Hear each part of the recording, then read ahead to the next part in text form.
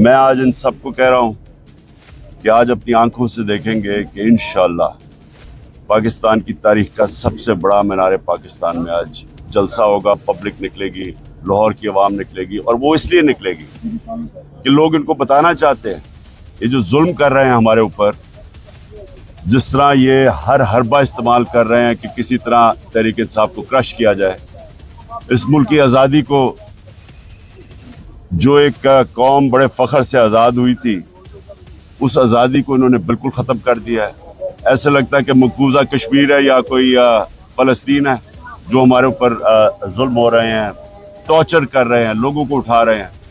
और इसका आज रद्द अमल आएगा इंशाल्लाह। ये जो भी हरबा इस्तेमाल करेंगे आज मीनार पाकिस्तान में इंशाल्लाह अल्टीमेटम देने जा रहे हैं या कोई बड़ा ऐलान होगा? आज पूरा कौम के सामने रखूंगा कि क्या हुआ है और किस तरह हमने अपने मुल्क को, जिस दलदल में फंस रहे हैं, लोग बेचारे आटे की लाइनों में मर रहे हैं, तो बताएंगे कि कैसे इसको हम दलदल से निकालेंगे।